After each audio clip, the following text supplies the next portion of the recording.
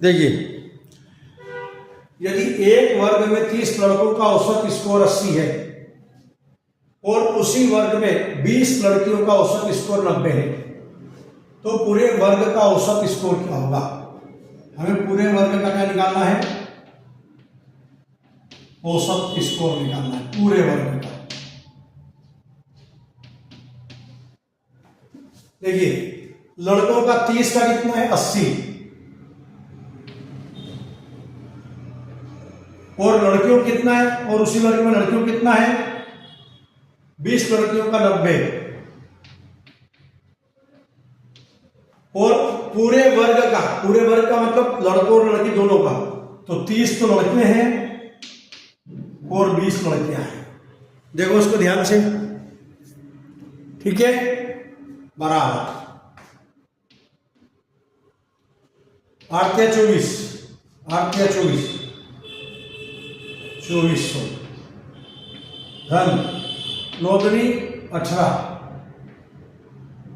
1800, 30 और 20 50।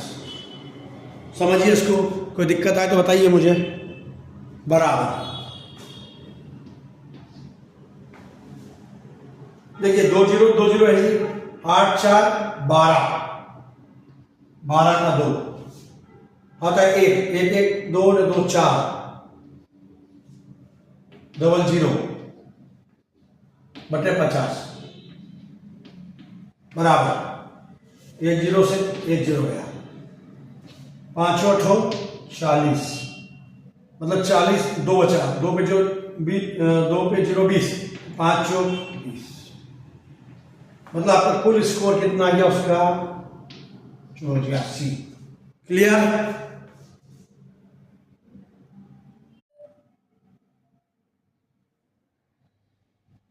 देखिए, 100 कर्मचारियों की औसत आय भानु है,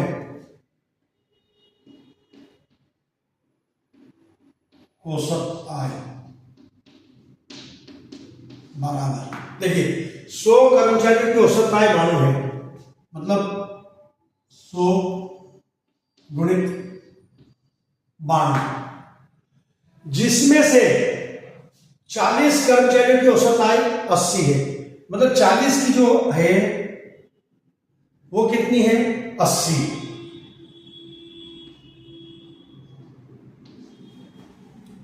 अब वो बोल रहा है तो शेष 60 कर्मचारियों की औसत आयु, तो शेष 60 का भाग देना। ठीक है, समझ में आ रहा है कि नहीं आ रहा है? यहां पर आपको बराबर ये 9200 हो जाएगा, 9200 माइनस 4 8 32, 3200 बटे 60।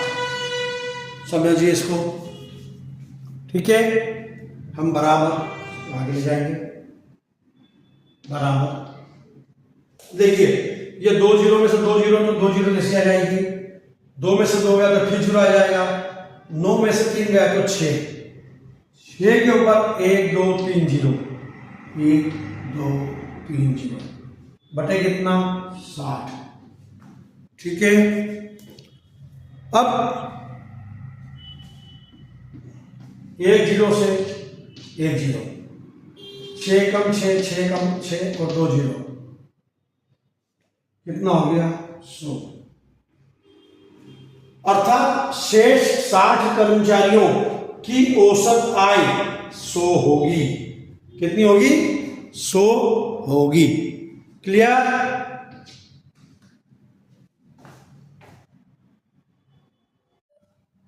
देखिए, इस प्रकार के जब प्रश्न आए, अंतिम अंक क्या होगा, मतलब अंतिम अंक किधर का, मतलब इकाई का अंक पूछा उसने, अंतिम अंक का मतलब इकाई का अंक पूछा उसने, तो 7 की घात जो दिया है उसने कि यदि हम 7 का गुणा 233 बार करें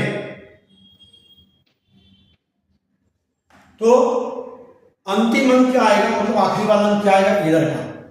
इसको हम पहले समझने के लिए काम करेंगे, 7 की घात 232 इवन बना लेंगे, इसको गुणित 7 अलग लिख देंगे। फिर हम क्या करेंगे, इसको 7 की भाग को 4 से भाग दे देंगे, तो 4 पंजे 20। समझ लीजिए आप इसको, मतलब ये आपका 232 में 4 का भाग देंगे, ठीक है। तो 4 पंजे 20, हम इसको 232 को हमेशा लिख देंगे 4 गुणित 58, 8 चौक 32 का 2 आता है 3, 5 चौक 20 और 3 23, मतलब 7 की घात 4 की घात 58 लिख देंगे गुणित 7, ऐसे कैसे लिख देंगे, समझना इसको बहुत आराम से, ठीक है। अब 7 की घात 4 क्यों लिखा हमने, 7 की घात 4 का मतलब 7 गुणित 7 गुणित 7 गुणित 7, 7 की 7 49, फिर 7 की 7 49 और 9 9 81, मतलब आखिरी का अंक कितना आएगा 1, मतलब ये पूरा पूरा 7 की घात 4 में इकाई का अंक कितना आएगा 1। हम इकाई का अंक की बात कर रहे हैं, गुणा नहीं कर रहे हैं, 1 आएगा, उसकी घात कितनी 58 गुणित 7। समझ में आ रहा कि नहीं आ रहा है, हमने इकाई का अंक निकाला ये। अब 1 का मतलब 58, इसका मतलब आपका 1 की घात 58 मतलब 1 गुणित 7, समझ में आ रहा है। और 1 गुणित 7 का मतलब है 1 गुणित 7 बराबर 7, मतलब अंतिम अंक क्या होगा 7 होगा, अंतिम अंक 7 होगा। समझ में आया। इस प्रकार के प्रश्न को थोड़ा सा दिमाग लगा के आपको करना होगा। देखिए, यदि a माइनस बी का 90%, मतलब a माइनस बी 90% का मतलब बटे 100 बराबर a धन बी के मतलब गुणित 60 बटे 100, ये आपस में बराबर है। यदि a माइनस बी का 90% और a प्लस बी के 60% के बराबर है, तो पहले तो यहाँ तक लिख लिया बराबर, जैसे गया 0 0 गया, फिर 9a माइनस 9b बराबर 6a प्लस 6b। अब a एक तरफ b एक तरफ, तो 9a माइनस 6a बराबर 6b प्लस 9 उधर गया 9b। देखिए जरा, यहां तक कोई दिक्कत नहीं है। अब यहां पर आपका क्या बचेगा, 9 में 6 गया, क्या बचेगा 9 में 6 गया तो 3 बराबर 15b। देखिए जरा, 3 बराबर 15b। अब a बराबर 3 कम 3 3 बजे 15, a बराबर 5b।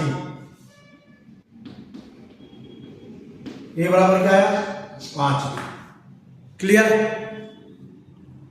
अब प्रश्न आगे बढ़िए। तो a का कितना प्रतिशत b है, माना कि a का 100% मतलब 100/100 कितना है b है, ठीक है। कितना प्रतिशत मतलब 100%, मतलब x की वैल्यू फाइंड आउट करना है।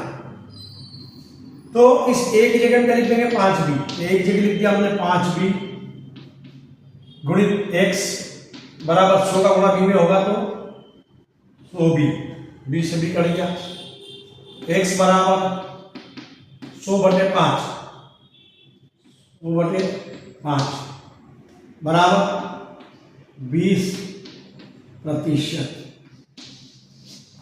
समझ में आया। कितना आएगा ये बराबर 20%। क्लियर, कोई दिक्कत।